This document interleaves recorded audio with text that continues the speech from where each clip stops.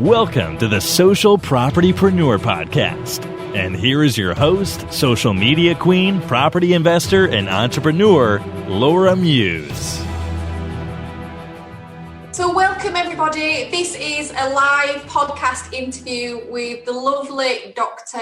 Tania King-Mohammed. She has done some incredible things. She's built a six-figure business in 12 months by doing this on one day a week, and she is in property. She is doing amazing things. So I thought today would be the perfect chance to grab her and let her tell us all about what she's done, how she's done it, and how you can do it too. So welcome, Tania. Thank you. Hi, Laura. Thank you so much for having me. No, thank you. To be here. Thank you so much. Yeah, I've been looking forward to doing this episode with you for ages. It's just been a case of us getting around to actually syncing our diaries and stuff and getting it in. Yes, definitely. Even though we're off, technically people keep saying, I know you've never been as busy. I'm busy. It's a different way of working, which I think everyone's trying to adjust to still push your business through and get to the other side, so to speak, as unscathed as possible. So yes, yeah. Especially with having family and young people at home, it's not always the easiest thing to do. No, tell me about it. But we're doing it, and we're coming through it. I think both of us are actually doing quite well considering the circumstances. So yeah, but it is a challenging time. Absolutely. Life has changed probably forever since everything that's happened recently. Definitely. So Tania, obviously before you kind of got into property, what was the catalyst that kind of made you want to change something in your life? So the fact that I have been a doctor, I've been a doctor now for 10 years, has meant that there's a lot of restrictions on when you have to work, restrictions on family events and events that you want to go to, like Christmas, weddings, birthdays, that kind of thing, New Year. And there were a lot of restrictions. Basically, my job saying, oh, you have to work, you're rotated for this particular shift, you can't go to this particular event. And it's always quite difficult to rearrange your events and things like that.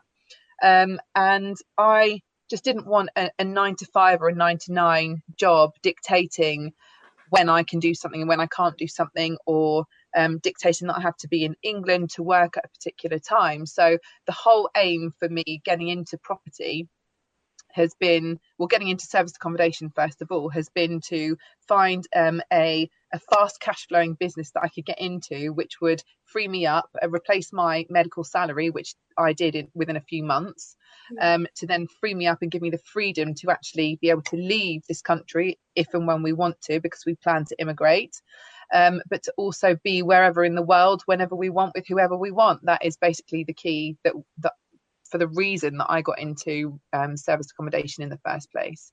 Basically, to have that flexibility and freedom to be wherever we want, still generate an income, which is great that serviced accommodation has been able to do that for us. Yeah. But to give me the flexibility to travel and be abroad. My husband's Brazilian. He doesn't enjoy living in the UK. So we plan to immigrate to Ibiza. It was supposed to be this year, but it doesn't look like that's happening now, for obvious reasons, unfortunately. So that's on hold, but it's going to happen probably next year now. And the whole reason why we're able to do that is because we've generated a relatively passively cash flowing business through serviced accommodation to be able to actually do that and give us that freedom and flexibility. So in your first year, you generated a 6-figure salary from serviced accommodation. Can you share with people how you did that? Because you were only doing that on one day a week, weren't you? Yeah, so basically I was working part-time as a doctor 3 days a week. So Monday to Wednesday I've been working as a doctor. Obviously at the moment I'm on maternity leave because I've had a baby 6 months ago, my second daughter. So I basically had to come up with a plan of what do I need to do, how many units do I need to generate X amount of money to replace my salary. And I obviously couldn't work the 3 days that I was working in the hospital, and sometimes I work weekends and night shifts and that kind of thing as well. So I obviously had to dedicate myself 100% to my job, which meant that I had Thursdays, which is the only other day that my daughter, my toddler, is in nursery, to actually focus on building that business. So initially I I focused on what type of business I was going to be doing, and we knew it had to be property related because we do buy, refurbish, refinance as well. But that's, as that's a slower process than rent to SA in terms of generating cash flow. You don't have to wait for conveyancing with rent to SA. You don't have to wait to save up a deposit pot to do rent to SA. So that was the reason why I got into rent to SA mainly in the first place. As then I just focused on how many properties I needed. I focused on researching the business as much as possible. So I've not actually done any serviced accommodation training as such. I've just gone and learned it off the ground, and I've surrounded myself with the key people that could help kind of educate me. So I've got a big network of friends who operate serviced accommodation now, who I've learned a lot from, and now I hope that I've helped them in some way or other learn stuff, and just focused on the numbers that I needed then, and chasing deals and how to negotiate deals, because you have a rough idea of how much each property should be generating you net profit. So it's just kind of reverse engineering what I wanted, really. So how quickly did you, when did you, from deciding that you wanted to do this, to obviously get out of your job, when did you first get your first property? How did you get your first property? Obviously you said that you had no formal paid for training. Everything you've done is by surrounding yourself with people that are actually doing it. So what was the point that you took action from deciding to do that to getting your first property? So in 2018, earlier on in the year, I kind of tried to dabble in serviced accommodation, but I had no idea what I was doing, and I had to just stop and start. And so it was and that was with one of my own properties. But it was towards the end of 2018, sort of November 2018, where I actually thought, right, I need to focus on this, because we really want to move. We really want the freedom to be able to live wherever we want in the world, and to still generate a decent income to put food on the table and pay for our lifestyle, that kind of thing. So it was in sort of November 2018, we started with one of our own properties, but at that same time, we got our first rent to SA properties, which was our next door neighbours. And it was literally a case of telling everyone what you do, which sounds a bit cliche and everyone says it, but it's really true, and it really does work. It's so powerful having a discussion with someone and literally being black and white, and we do this, we're looking for this. If you know anyone that has a property or whatever, then make sure you come back to us, that kind of thing. So we actually knocked on the door, and my husband knocked on the door of our next door neighbour, because we noticed they've bought this new property and they were completely gutting it. So we're always a bit nosy when it comes to property, as I'm sure you are as well. Try and find out what they were doing with it. Did they want to renovate it? Were they going to rent it? And we actually closed a deal whereby our building company, so my husband's a builder and carpenter, actually renovated the property at full project price. And then we had an agreement to actually take it on as a rent to SA property, for us to take it on through our SA company. So that was our first property, really, just literally direct to landlord, which is my preferable route, to be honest, because you cut out the middleman of the agent. So you're dealing direct to landlord. They get to have a feel of who you are, how professional you are, how credible you are, and you build a relationship with them, which I think is really powerful, because more often than not, people who have properties as investments have a number. They don't just have one, which will always work in your favour if you build a relationship with them, because they may in the future then come back to you and offer you more, which is great.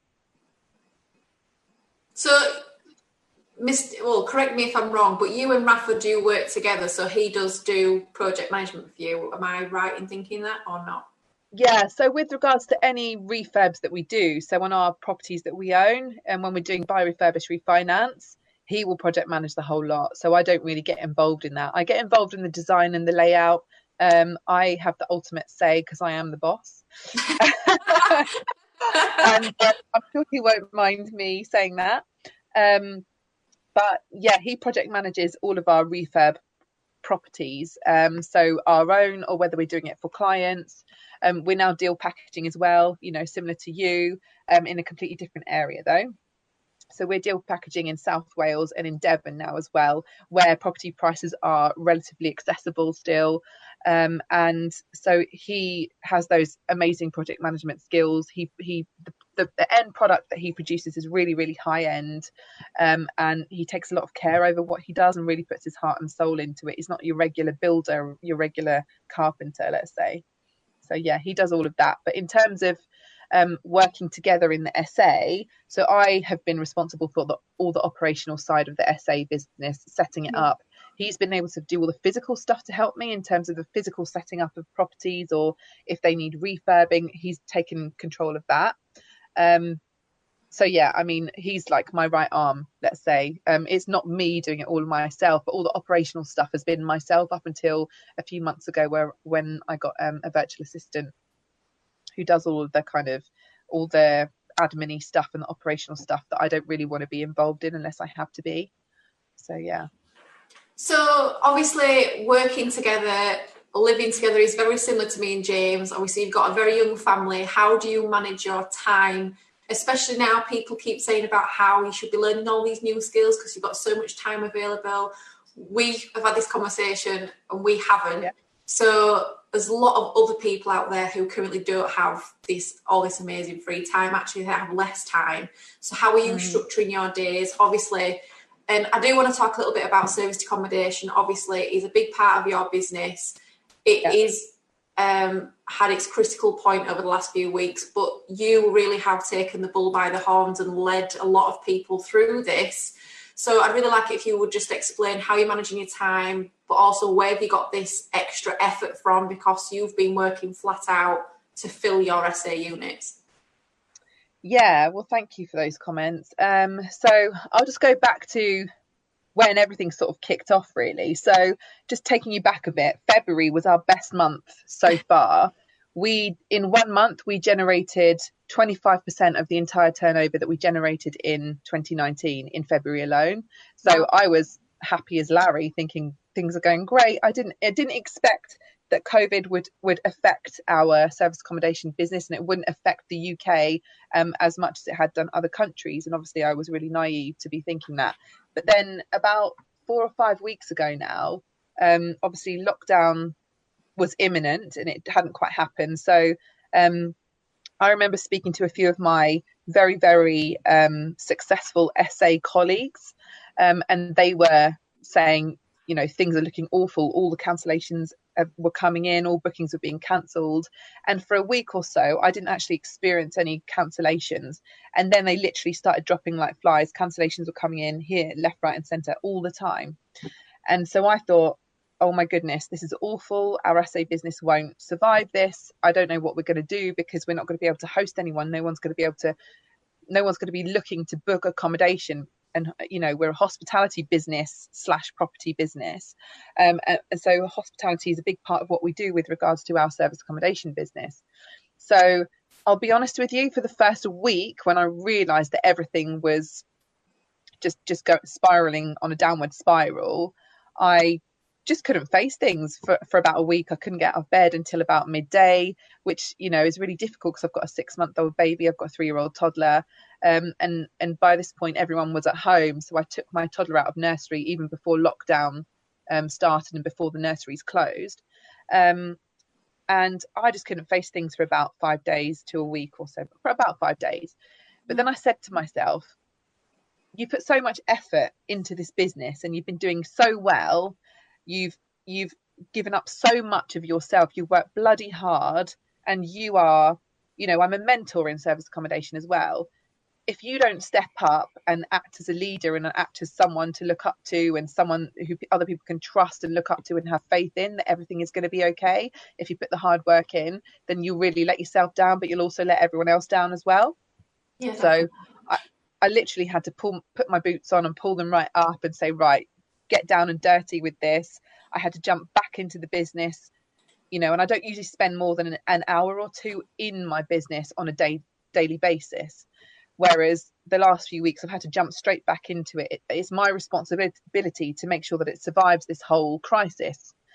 So I had to speak to my VA, and we've been working as a tight team, but I've literally been taking massive decisions, and I've been upping our marketing massively. So thinking creatively who we can contact to offer emergency accommodation to the right kind of target market, because our target market has completely been slashed and it's completely different to what it was before. A lot of it before was tourists, was corporate bookings. Luckily, a lot of our market has been contractors, and it still is at the moment, because most of them are classed as key workers. So I had to, have serious words with myself, listen to a lot of the podcasts that I listen to a lot of mentors that I look up to say, look, the time is now. You really need to make yourself more of the person that you want to be during this time. And, I just couldn't let everything go.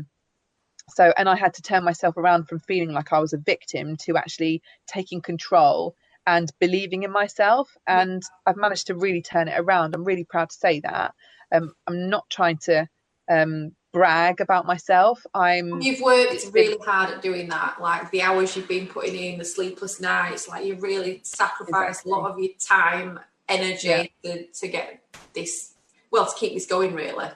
Yeah, absolutely. So going back a few weeks, I thought we weren't going to be generating any income. So I had to look at all of our expenses, reduce those, speak to our landlords to cut our rent down if possible, or to put a delay on the rents for us to minimise all our expenditure. And I had to try and think of ways to bring in more income, diversify our marketing. I had to diversify our pricing strategy massively to attract longer bookings, but also put our price point down a lot as well to actually attract the bookings.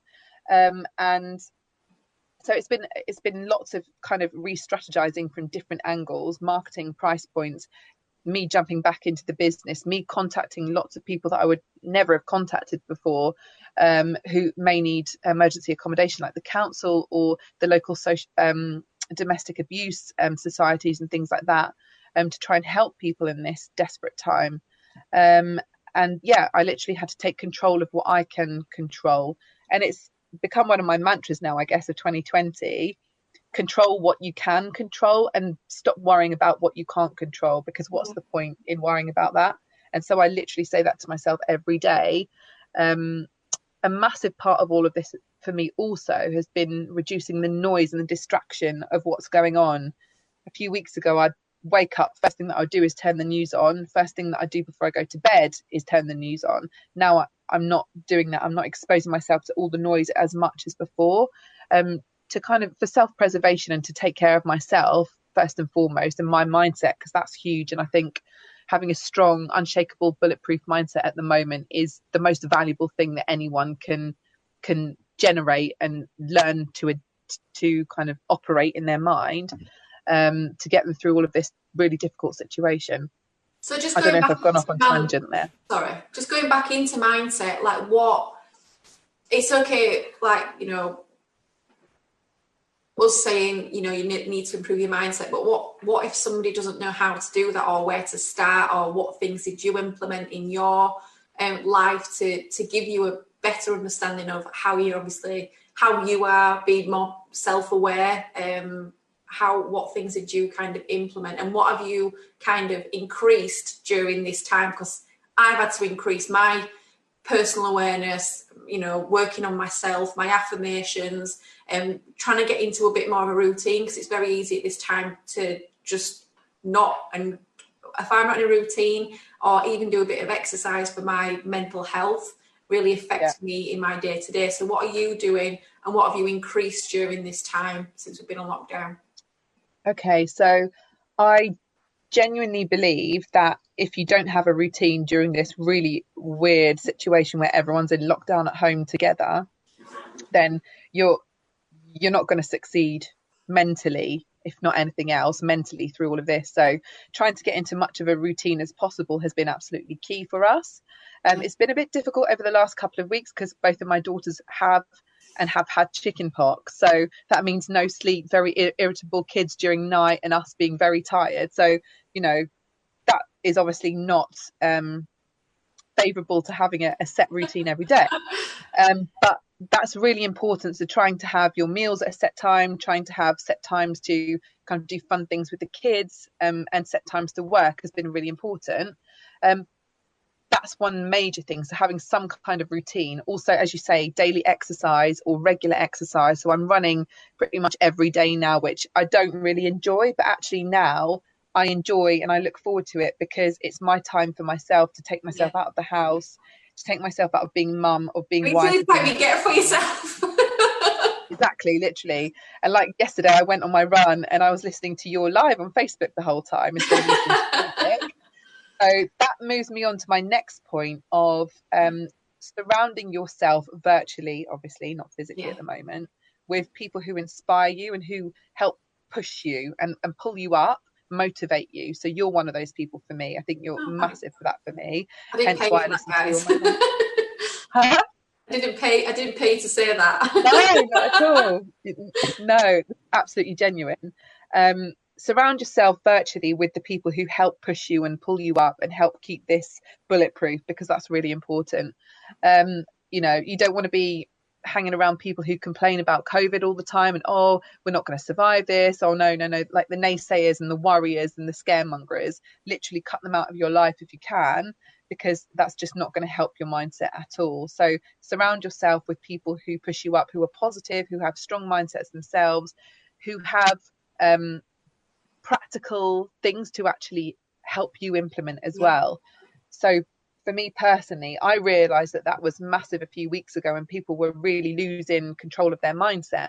So I did a whole mindset series for a week of daily lives every day for everyone to check into, and just gave a few tips on what I was working on with regards to generating a bulletproof, unshakable mindset. And I got a pretty good response from that. So I'm glad that people found that of benefit. So that's my other point. What else would I say? Keep focused as well. Like, keep focused on what it is that your goals are, what you want to get out of this. And if it helps you write those down and document them, then do that.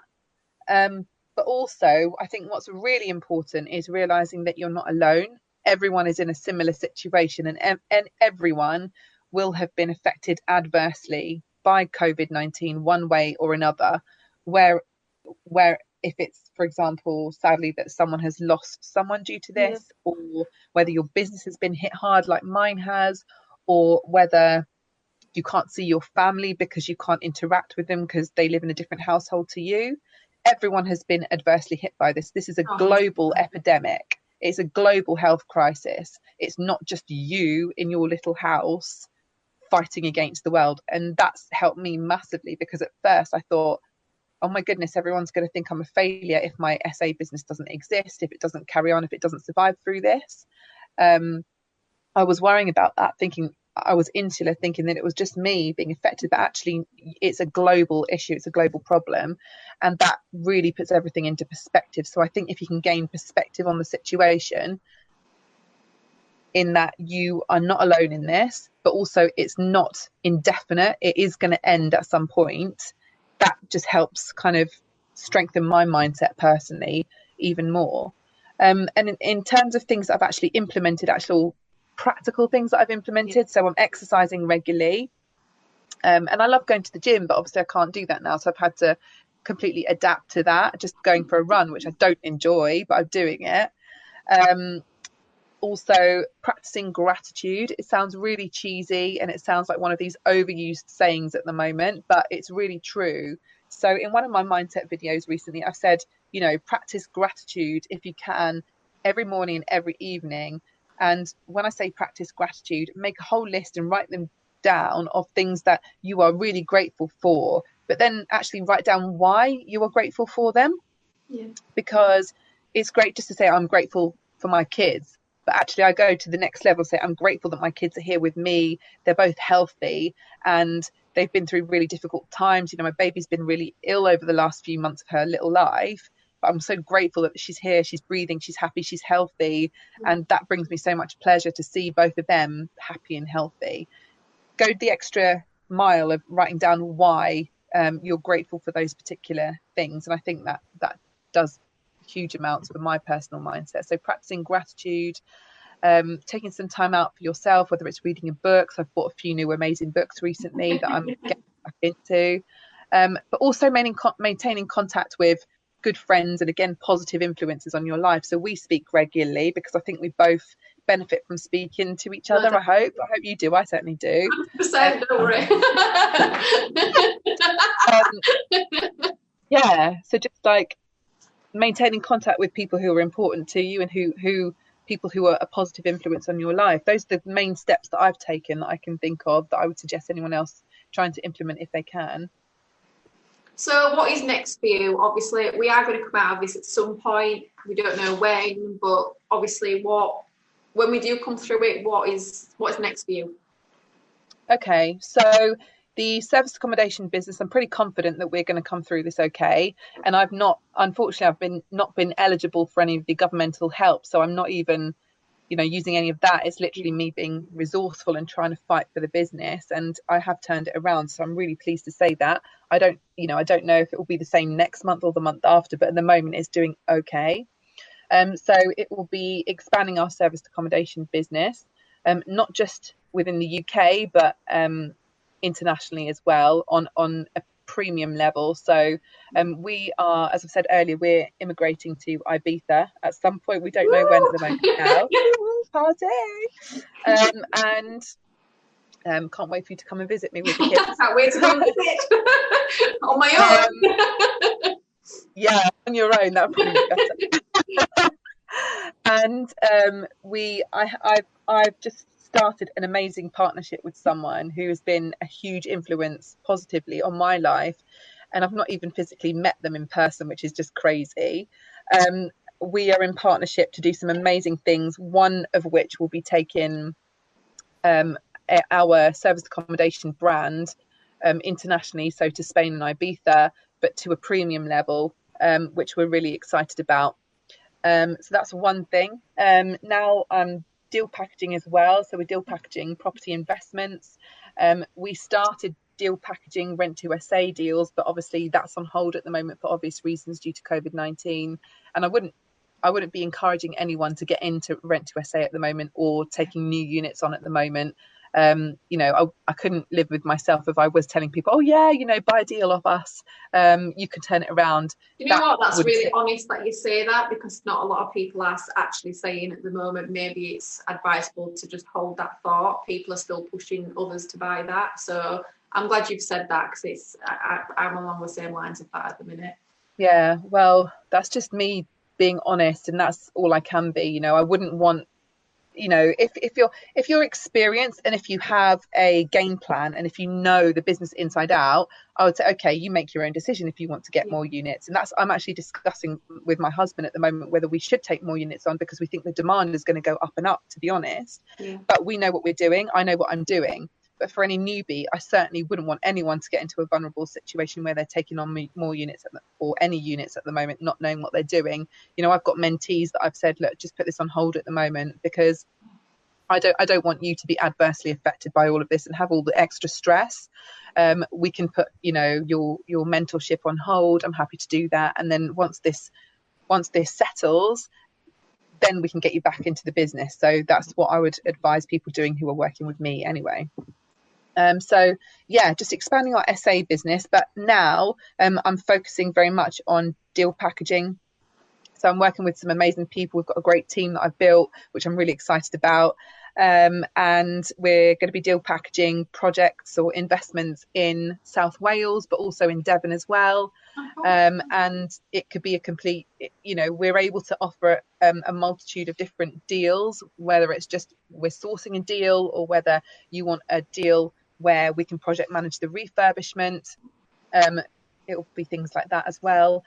We'll also be offering investors the opportunity to actually invest with us for a bank-breaking return, if that's something that people are interested in as well. So we're going down that route as well. And a lot of people don't know that we also do buy, refurbish and refinance. A lot of people know me for serviced accommodation, but actually I started off doing buy, refurbish, refinance. Our first property that we did this with, we pretty much took out all of the money that we invested in that particular property. Oh, wow.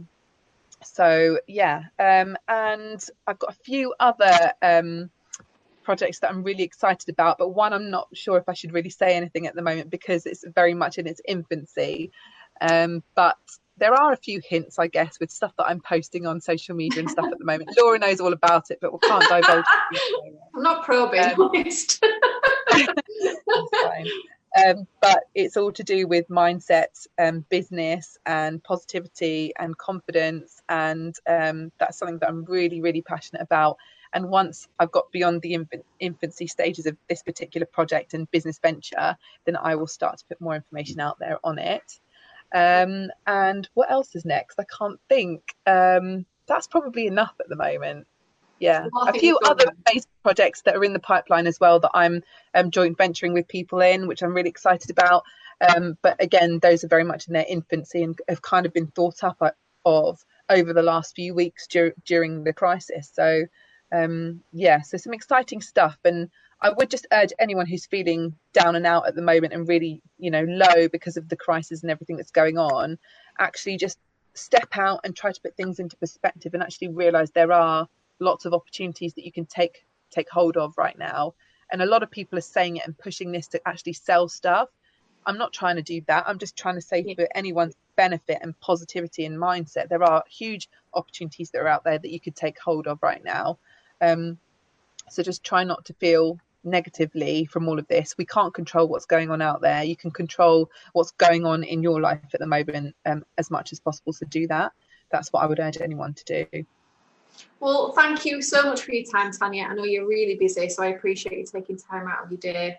I'm sure this has been really valuable to people who are listening now on the live, and also when it comes out in the podcast. When it's in the podcast, I'll put all your contact details on there so people can contact you directly if they want to obviously talk about serviced accommodation, buy-to-lets, refurbing, deal packaging. So thank you so much. And that's it. Thank you very much. Thank you so much for having me, Laura. It's been a pleasure. I think you're doing great things, and just to be a part of your podcast and that is a real pleasure for me.